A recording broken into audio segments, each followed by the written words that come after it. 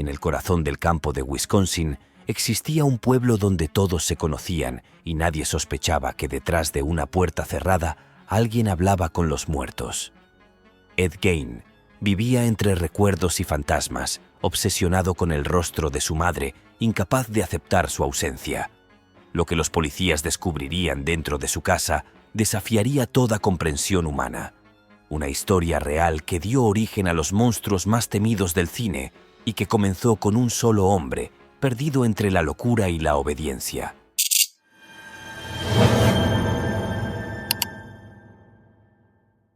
Hay lugares que parecen hechos para guardar secretos. Plainfield, Wisconsin, era uno de ellos. Un pueblo pequeño, aislado, donde los inviernos eran tan largos que hasta el silencio parecía congelarse. Entre esos campos cubiertos de nieve nació Edward Theodore Gein, el 27 de agosto de 1906. Su vida comenzó bajo un techo tan rígido como las normas que lo gobernaban, un hogar donde el amor no se expresaba, sino que se imponía, y donde el miedo fue el primer idioma que aprendió a hablar. Su padre, George Gein, era un hombre derrotado, carpintero, alcohólico y violento. Pasaba más tiempo hundido en la botella que enfrentando a la familia que había formado. Pero su esposa, Augusta, era todo lo contrario. Una mujer severa, fanática religiosa, convencida de que el mundo era un lugar corrupto, dominado por el pecado, la lujuria y la maldad de las mujeres. Bajo su mirada, la carne era impura, el deseo era castigo y el infierno aguardaba tras cada pensamiento inadecuado. Mientras otros niños jugaban, él y su hermano Henry eran obligados a sentarse frente a ella, escuchar cómo describía el apocalipsis, la podredumbre moral del mundo y la condena eterna que les esperaba si desobedecían. Augusta no los dejaba hablar con nadie, les prohibía tener amigos, acercarse a mujeres. Poco a poco el mundo de Ed se redujo a esa casa, un templo del miedo, del aislamiento y del amor enfermizo hacia una madre que lo asfixiaba en nombre de Dios. A diferencia de su hermano Henry, Ed no se rebelaba, no discutía, no soñaba con escapar. Al contrario, la veneraba, la veía como una figura sagrada, pura, intocable, y ese amor mezclado con represión y culpa empezó a deformar su mente. Cuando iba a la escuela, era tímido, retraído, con una sonrisa torpe que escondía inseguridad. Los demás niños se reían de él, lo empujaban, le hacían bromas crueles, pero Ed nunca respondía, como si no entendiera lo que pasaba o como si no supiera cómo defenderse. Con el tiempo, su hermano comenzó a volverse contra Augusta. Veía en su madre a una mujer cruel, fanática, que había destruido la infancia de ambos. Intentó mostrarle a Ed que su devoción era enfermiza, que lo estaba alejando de la realidad, pero Ed no lo soportaba. Cada palabra contra su madre la sentía como un ataque personal, y ese conflicto silencioso entre hermanos pronto tendría un final tan extraño como oscuro. El 16 de mayo de 1944, un incendio estalló en los campos de la granja de los Gein. Se dice que Ed y su hermano trabajaban limpiando el terreno como de costumbre, quemando maleza seca para preparar la tierra. Pero el viento cambió repentinamente de dirección y las llamas se extendieron con rapidez, devorando todo a su paso. El humo cubrió el cielo del atardecer y en medio del caos Henry desapareció. Cuando los bomberos llegaron, encontraron a Ed esperando tranquilo junto al camino. Dijo que había perdido de vista a su hermano entre el humo. Sin embargo, cuando la búsqueda comenzó, fue él quien los condujo directamente al cuerpo, como si supiera exactamente dónde estaba. El cadáver de Henry yacía boca abajo en un claro sin rastro de fuego. No presentaba quemaduras graves, pero sí extraños moretones en la cabeza. La versión oficial habló de asfixia por inhalación de humo, y el caso se cerró como un accidente. Pero los rumores en Plainfield no tardaron en extenderse. ¿Cómo supo Ed dónde estaba el cuerpo? ¿Y por qué Henry, el único que se atrevía a cuestionar la autoridad de Augusta, fue el único en morir? Quizás Ed actuó impulsivamente. Un golpe, una caída, un silencio y el fuego consumiendo el campo mientras su mente se hundía en la oscuridad. Nada se probó, pero a partir de ese momento, Ed quedó completamente solo con su madre, fe ciega y su mente. La salud de Augusta se deterioró poco después y Ed se dedicó a cuidarla. Le cocinaba, Limpiaba y obedecía sin cuestionar nada. Era literalmente su sombra. Cuando finalmente murió el 29 de diciembre de 1945, el mundo de Ed se derrumbó. Lloró desconsolado y sus vecinos lo vieron vagar por el pueblo con la mirada vacía, como si hubiera perdido algo más que a su madre. Antes de lo sucedido con su madre, hubo una mujer que despertó en Ed una sensación diferente. No era una fantasía ni una imagen en su mente, sino una presencia real.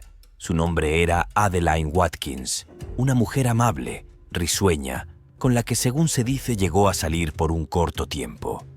Por primera vez en su vida, Ed había sentido la posibilidad de una conexión humana, de tener compañía. Pero cuando su Augusta descubrió esto, lo maldijo, lo insultó y le dijo que esa mujer era impura, una enviada del demonio. Ed, atormentado por la culpa y el miedo, rompió todo contacto. Desde ese día, cada vez que el deseo aparecía, la voz de su madre se alzaba en su mente, reprendiendo, castigando, prohibiendo. Sin embargo, volvió a acercarse a Watkins. Comenzaron a hablar, a verse con frecuencia, y según lo que Adeline contaría años más tarde a la prensa, llegaron incluso a tener una relación sentimental. Ed, en su forma torpe e inocente, llegó a proponerle matrimonio, pero ella lo rechazó. Esa represión enterrada durante años se convirtió en la chispa que más tarde incendiaría su mente. Desde entonces, su vida se detuvo. Sin su madre, dormía en una esquina de la cocina, rodeado de platos sucios, periódicos viejos y montones de basura que parecían formar un nido. Caminaba entre habitaciones tapizadas por el polvo, con las cortinas bajadas y los muebles intactos. El resto de la casa permanecía intocable. Selló las habitaciones donde ella dormía. Lo convirtió en un santuario de la pureza materna que él no se atrevía a profanar. Era como si Augusta aún estuviera allí. Y en medio de esa decadencia, comenzó a escucharse un eco de su mente recordándole que el único amor que conoció ya no estaba y que había que traerlo de vuelta. Ed sobrevivía haciendo pequeños trabajos para sus vecinos. Cortaba madera, reparaba techos, cazaba animales y a veces cuidaba niños del vecindario. La gente lo veía como el raro del pueblo, pero no como una amenaza. Le tenían lástima, incluso cariño. Después de todo, era un hombre sin familia. Lo que nadie sabía era que cada día al caer la noche, Ed abría una puerta diferente, la de los cementerios. Leía los obituarios en el periódico con la misma devoción con que otros leen las oraciones. Buscaba nombres de mujeres recién fallecidas, de mediana edad parecidas a su madre. Esperaba que la noche lo cubriera. Con una linterna y una pala, caminaba hacia las tumbas. Allí, bajo la luz débil, desenterraba los cuerpos y se los llevaba a casa. Con el paso de los años, la fantasía comenzó a perder límites. Empezó a vestirse con los restos, a usar la piel como si fuera un disfraz, una segunda identidad. Se miraba al espejo y creía verla a ella, su madre. Mientras tanto, el pueblo seguía tranquilo, rutinario, ajeno a la pesadilla que se gestaba en esa casa a las afueras del camino principal. A veces Ed era visto en la biblioteca local, hojeando libros sobre anatomía, taxidermia e incluso sobre experimentos nazis. Este hombre estaba a punto de cruzar la línea final entre lo real y lo delirante. Y una idea comenzó a crecerle en la cabeza. Si podía recrear a su madre, ¿por qué no hacerlo con alguien vivo? El pensamiento lo aterraba, pero también lo fascinaba. Ed Gein dejó de ser un simple exhumador de cadáveres para convertirse en un asesino.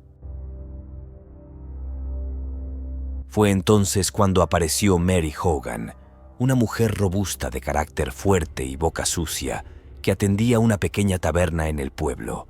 Mary representaba todo lo que su madre había prohibido y lo que él más deseaba: una mujer habladora, provocadora, libre. Ed, silencioso en su rincón, la observaba con una mezcla de repulsión y fascinación. A veces intentaba hablarle, pero sus palabras se deshacían antes de salir. El 8 de diciembre de 1954, la taberna amaneció vacía. El suelo estaba cubierto de sangre y una bala había sido disparada. Mary Hogan había desaparecido. Los vecinos se preguntaban qué pudo haber ocurrido, pero nadie imaginó que la respuesta estaba en la granja solitaria del camino principal. Después de Hogan, el aislamiento se volvió total. Ed pasaba los días encerrado, rodeado de basura y oscuridad, y las noches explorando los cementerios. Pero ya nada era suficiente. Y así, poco a poco, comenzó a pensar en otra mujer. Bernice Worden era la dueña de la ferretería local, una mujer amable, trabajadora y respetada por todos en Plainfield. Cada vez que Gain la veía, algo se agitaba dentro de él, una mezcla de devoción, deseo reprimido y una perturbadora necesidad de reconstruir la figura materna a través de otra mujer viva. Comenzó a visitarla con frecuencia, siempre con excusas sencillas: comprar clavos, aceite, herramientas, nada fuera de lo común. Bernice lo saludaba con cordialidad, acostumbrada a su presencia tímida y a su hablar pausado. El 16 de noviembre de 1957, Gain anotó en su libreta una frase aparentemente inofensiva: comprar anticongelante. Era el primer día de la temporada de caza y el pueblo entero estaba distraído en el bosque. Las calles estaban vacías, el aire helado y el silencio cubría Plainfield como una sábana. Entonces subió a su vieja camioneta. Llevaba el rostro inexpresivo, la gorra baja y la mente sumida en un único propósito. Condujo hasta el local, intercambió algunas palabras con Bernice y se quedó un instante observando los reflejos del metal en los estantes, como si el brillo de las herramientas lo hipnotizara. Y entonces, el disparo. Un solo estruendo rompió el silencio del pueblo, pero nadie lo escuchó.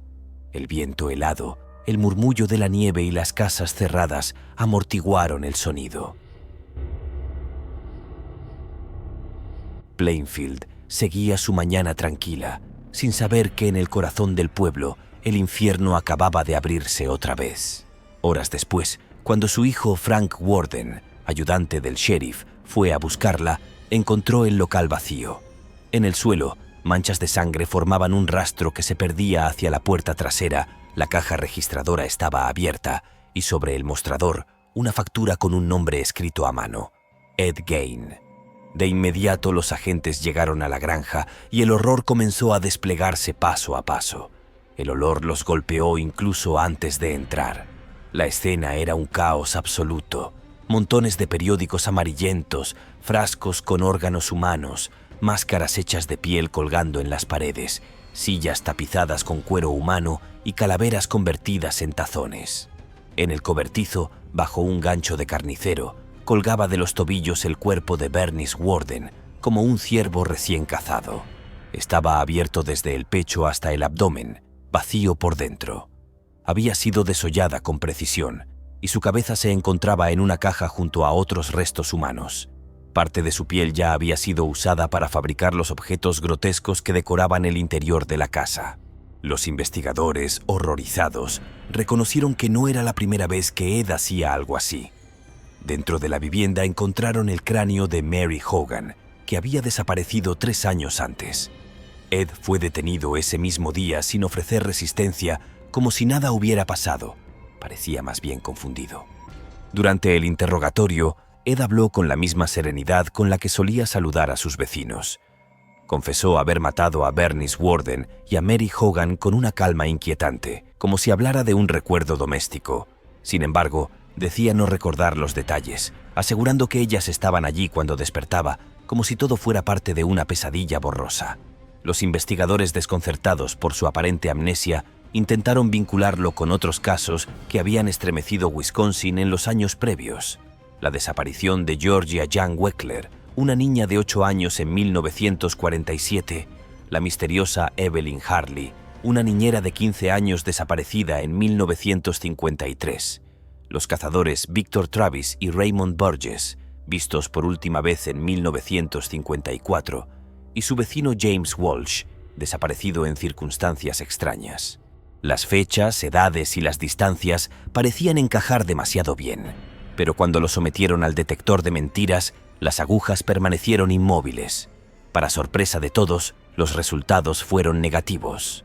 Ed Gain quedaba oficialmente desvinculado de todos esos nombres, aunque para muchos en Plainfield, las sombras de aquellas personas siguieron flotando sobre su granja, como si hubiesen estado allí, observando entre los silencios de la Casa de los Horrores. Sus psiquiatras concluyeron que su violencia no era aleatoria, estaba dirigida a un solo tipo de mujer, aquellas que de algún modo le recordaban a Augusta, su madre, su diosa, su condena. Contó cómo visitaba tumbas, cómo fabricaba objetos con piel humana y cómo intentaba recrear el cuerpo de su madre. Negó haber cometido actos sexuales con los cadáveres, asegurando que olían demasiado mal, pero los investigadores encontraron indicios que sugerían otra historia. La verdad exacta sobre lo que hacía con los cuerpos nunca se sabrá del todo, porque entre las mentiras y los delirios, Ed ya vivía atrapado en una realidad propia. El pueblo entero quedó paralizado. Los periódicos lo bautizaron como el carnicero de Plainfield, y los reporteros se agolparon frente a la granja buscando imágenes del horror. Pero lo que encontraron fue más perturbador que cualquier ficción, un hombre que había hecho de la muerte su forma de amor. Durante el juicio, los psiquiatras diagnosticaron a Gain con esquizofrenia paranoide y psicosis severa. Fue declarado mentalmente incompetente para enfrentar juicio y enviado al Hospital Estatal de Mendota. Allí, Ed se convirtió en un paciente modelo, educado, tranquilo, casi amable. Leía revistas de mecánica, ayudaba en tareas menores y sonreía con timidez a las enfermeras. Pero por las noches, algunos aseguraban escucharlo murmurar el nombre de su madre. «Augusta, Augusta», como si todavía la buscara, incluso entre los muros del hospital. Después de su arresto, el horror de su casa salió a la luz. La granja de los Gain se convirtió en un foco de atención mediática. Periodistas, curiosos y hasta coleccionistas morbosos llegaban desde todo el país solo para ver el lugar donde el monstruo de Plainfield había vivido. Durante un tiempo, las autoridades intentaron decidir qué hacer con la propiedad. Algunos vecinos querían demolerla, otros propusieron subastarla. Incluso hubo rumores de que empresarios querían convertir la casa en una atracción turística, lo cual indignó profundamente a los habitantes del pueblo. Finalmente, el 20 de marzo de 1958, antes de que se realizara la subasta, la casa fue destruida por un incendio misterioso. Cuando los bomberos llegaron, ya era demasiado tarde. El fuego había devorado por completo la vivienda. Nadie resultó herido, y aunque nunca se descubrió quién lo hizo, muchos en Plainfield lo consideraron un acto de justicia silenciosa, una manera de borrar el último vestigio de aquella pesadilla. Los restos chamuscados fueron retirados y el terreno quedó vacío, cubierto solo por pasto y silencio. Cuando Ed Gain, ya recluido en el Hospital Estatal de Wisconsin, recibió la noticia, su reacción no fue de enojo ni de sorpresa. Solo bajó la mirada, respiró hondo y sonrió. Después, dijo con voz suave una frase que heló la sangre de todos los presentes. «Mejor así». No hizo preguntas. No quiso saber cómo ocurrió. Simplemente asintió, como si entendiera que, al fin, algo había terminado. Para algunos, fue el cierre natural de una historia enferma. Para otros, la prueba de que Ed Gain nunca vio su casa como un crimen, sino como un reflejo de sí mismo. Aquel fuego no solo consumió madera y polvo, consumió el último vínculo que lo unía a su madre, su infancia, a esa fe torcida que había guiado cada uno de sus actos. Murió de insuficiencia respiratoria causada por cáncer en 1984 a los 77 años. Pasó sus últimos años en el hospital psiquiátrico, tranquilo, leyendo revistas, tallando utensilios y sonriendo cuando alguien mencionaba a su madre. Fue enterrado en el mismo cementerio de Plainfield, rodeado de las tumbas que alguna vez profanó. La lápida de Gain fue robada en el año 2000. Durante un tiempo nadie supo quién la había sustraído. Hubo teorías de coleccionistas morbosos, fanáticos del crimen real e incluso rumores de que había sido revendida en el mercado negro. Sin embargo, fue recuperada un año después, en Seattle, Washington, detrás de los baños públicos del Parque King County. Las autoridades del condado de Waushara decidieron no volver a colocarla, y desde entonces el lugar donde está enterrado Ed permanece marcado solo por pasto y tierra sin identificación visible. Muchos pensaron que su historia quedaría enterrada entre los archivos policiales, pero no fue así. El eco de sus crímenes se extendió más allá de Wisconsin transformándose en una leyenda macabra que inspiró al mundo del cine y la literatura. Años después, su nombre se convirtió en la base de algunas de las obras más perturbadoras del género de terror. Psycho, The Texas Chainsaw Massacre y The Silence of the Lambs nacieron en parte de los horrores descubiertos en la granja de Plainfield. A través de ellas, la figura de Ed Gein trascendió el tiempo, mutando en símbolo del miedo moderno y dejando una huella imborrable en la cultura popular. Y así termina la historia de Ed Gein, un hombre que amó tanto a su madre que decidió no dejarla morir jamás.